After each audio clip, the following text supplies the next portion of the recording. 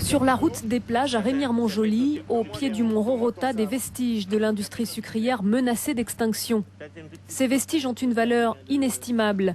C'est ici que sont implantées les toutes premières distilleries en 1644. Et aujourd'hui encore, on peut y faire des découvertes étonnantes. À l'occasion de ce tournage, l'historien Eugène Epailly met au jour une plaque sur cette ancienne machine à vapeur.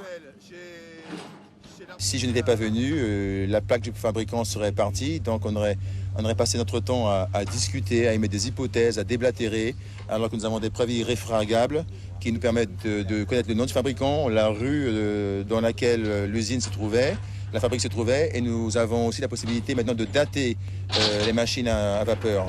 Cette parcelle de terrain a longuement appartenu à la famille Prévost, une famille de riches industriels, autrefois propriétaires des distilleries de l'époque. Aujourd'hui, ces terrains ont été en partie vendus à une société immobilière. Elle est en train d'aménager la zone en vue de réaliser un lotissement. Jean-Marie Prévost est l'un des actionnaires de la société immobilière. Il réclame des mesures de conservation pour ces vestiges. Mon père il a racheté l'usine de Glény, l'usine de Saccharin qui tournait à pression d'eau. Ça existe toujours, elle a à voie à Auge. Et la dernière qu'il a achetée, c'est celle de la Mironne, qu'on avait donnée à la mairie de Matrup pour faire un musée. Et jusqu'à présent, on ne voit rien venir. Et nous, on demande aux actionnaires, à l'actionnaire prioritaire de faire un projet de restauration pour faire un musée sur la route des plages.